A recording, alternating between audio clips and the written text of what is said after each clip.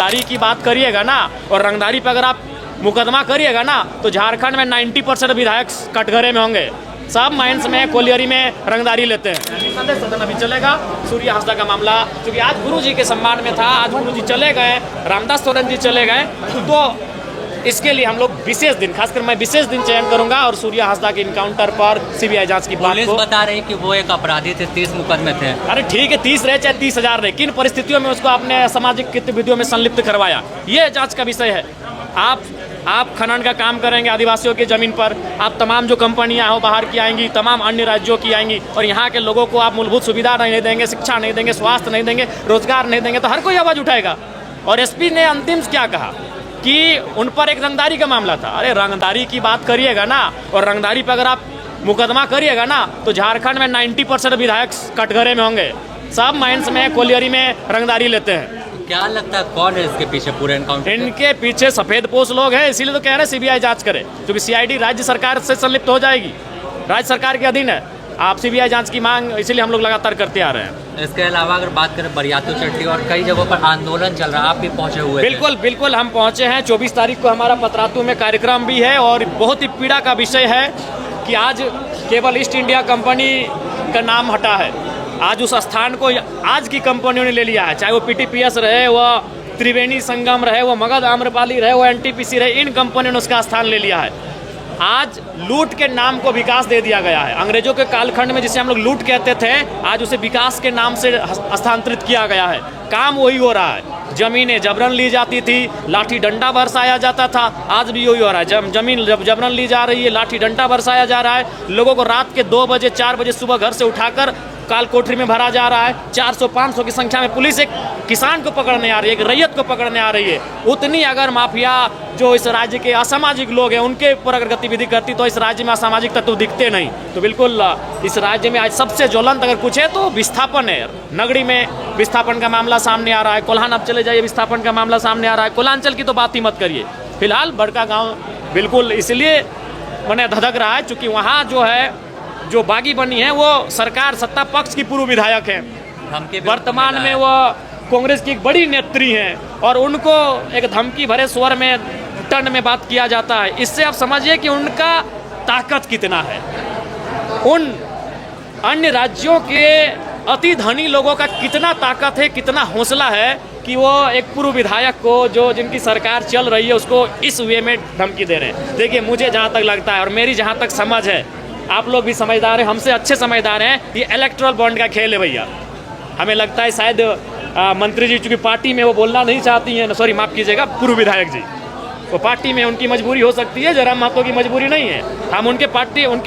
हम उनके अपोनेंट भले हैं, लेकिन विस्थापन के मामले में, विस्थापन के दर्द में हम उनके साथ खड़े हैं। अगर और दूसरी बात, ये मसला है इलेक्टोरल बॉन्ड का, हमें लगता है उनका राजनीतिक दल भी उनका सपोर्ट नहीं करेगा, क्योंकि इन राजनीतिक दलों ने इलेक्टोरल बॉन्ड के नाम में, जो अभी कुछ दिन पूर्व विवादों में था, सभी राजनीतिक दलों को चंदा दिया है। जब तक कंपनियां राजनीतिक दलों को इलेक्टोरल बॉन्ड के नाम पे चंदा देगी, तब तक रैयतों का गांव उजड़ेगा, तब तक लोग विस्थापित होंगे, और विस्थापन की आवाज़ बुलंद करने पर उनको लाठियां मिलेगी, उनको काल कोठरियां मिलेंगी। ये शाश्वत सत्य हो चुका है झारखंड का। चंपई सोरेन 24 को नगरी में हल जोतने जा रहे हैं। बिल्कुल, मैं चंपई सोरेन जी के इस कृत्य का समर्थन करता हूँ, इसके कार्य की मैं प्रशंसा करता हूँ। बिल्कुल होना चाहिए। झारखंड की तमाम उन जमीनों पर जिनको आज से 50 साल पहले, आज से 60 साल पहले कंपनियों ने लिया है, लेकिन उसमें कुछ भी काम नहीं हुआ है, उन पर हल चलना चाहिए। ये नियम भी है, ये भूमि अधिग्रहण 2013 के कानून के तहत भी आता है कि वो ज़मीनें वापस होनी चाहिए, और वो ज़मीनें तभी वापस होगी जब गांव वाले भारी संख्या में जाकर वहाँ हल चलाएंगे। मैं चंपई जी के इस कृत्य का सराहना करता हूँ, समर्थन करता हूँ। आप उनके साथ हैं? बिल्कुल उनके साथ है, इस कार्य में उनके साथ हूँ। 9 सालों से जेटेट नहीं होने की वजह से जेटेट का मसला बिल्कुल शून्यकाल में उठेगा। जेटेट का मसला, मैं 20 तारीख को उन लोग आंदोलन करने जा रहे हैं, उनके आंदोलन का मैं समर्थन करता हूं। बिल्कुल, ये इस राज्य की घोर लापरवाही है, घोर अनियमितता है कि जिनके कंधों पर, जिनके हाथों में राज की बागडोर है, जो युवा इस राज्य को एक दिशा देंगे, जो युवा इस राज्य को एक दशा देंगे, और आज वो अगर हताशा भरे जीवन का अनुभव कर रहे हैं, तो मुझे लगता है राज्य की सरकार को गंभीरतापूर्वक सोचने की आवश्यकता है। अम्बा प्रसाद कह रही हैं कि उनका भी इनकाउंटर हो सकता है। देखिए, उनका भय जायज़ है। मैं उनके प्रति इस काम के लिए, विस्थापन के मुद्दे पर सहानुभूति रखता हूँ। भले चुनाव में हम लोग 2-2 हाथ करेंगे, वो अलग मसला है। कोई रहे, अगर वहाँ कोई भी नेता रहे, अम्बा प्रसाद जी रहें, रोशन लाल चौधरी जी रहें, या मनीष जायसवाल जी रहें या हजारीबाग के प्रदीप प्रसाद जी रहें, अगर विस्थापन के मुद्दे पर वो अपने आप को असहज पाते हैं, यदि उनकी सरकार होने के बाद भी उनकी सुनी नहीं जाती है, तो निसंदेह मैं उनके लिए अपनी आवाज़ बुलंद करूंगा। चूंकि विस्थापन एक ऐसा दर्द है जो राजनीतिक दल से ऊपर होता है। विस्थापन के दर्द पर मैं हर एक झारखंडी भाई के, हर एक झारखंडी लोगों के साथ खड़ा हूँ। हादसा के एनकाउंटर के पीछे की मुख्य वजह यही है कि संथाल परगना, मेरी बातें आज आपको सुनने में कड़वी लग सकती है, लेकिन मैं कहना चाहूँगा संथाल परगना केवल नाम का संथालों का है, केवल नाम के संथालों का है। संथाल परगना के जितने भी औद्योगिक सेक्टर हैं, जितने भी इनकम के सेक्टर हैं, वहाँ संथाल नग्न है। वो तो आरक्षित सीटें हैं, इसलिए उनके विधायक और सांसद चुन के चले आते हैं, नहीं तो संथाल परगना केवल नाम के संथालों का रह गया है। वहाँ न संथालों की सुनी जा रही है, न संथालों की कोई कही जा रही है।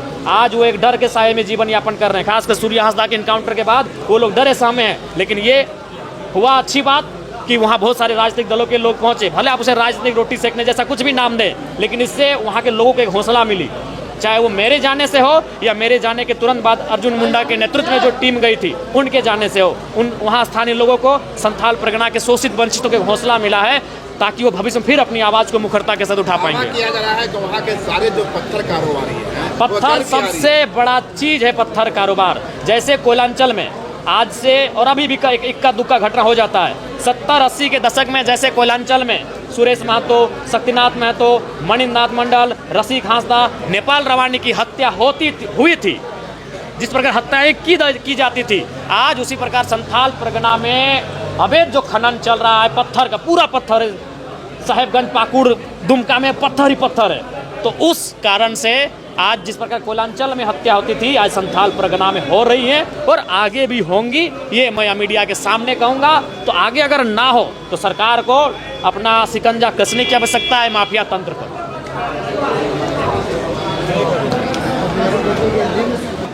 कई लोगों ने कई प्रकार की डिमांड की, आपने स्टैच्यू ऑफ यूनिटी की भी मांग की, जो कि सबसे ऊंचे पर्वत पर लगाया जाए। बिल्कुल, सबसे अच्छा डिमांड है, लेकिन आने वाली पीढ़ी भी इसको जाने, इसको क्या। बिल्कुल, अगर एक बात मैं आपको बता दूंगा, कहना चाहूँगा, आज अगर अपने महापुरुषों को लेकर, उनके योगदान को लेकर हम गंभीर नहीं हुए तो 2-3 दशकों के बाद नई पीढ़ी, जो नई फसलें जो हमारे बीच आएंगी, वो भूल जाएंगी कि दिसम गुरु का संघर्ष क्या था, विनोद बाबू की वीरता क्या थी, निर्मल की शहादत क्या थी, जयपाल सिंह मुंडा का आंदोलन क्या था, वो भूल जाएंगे।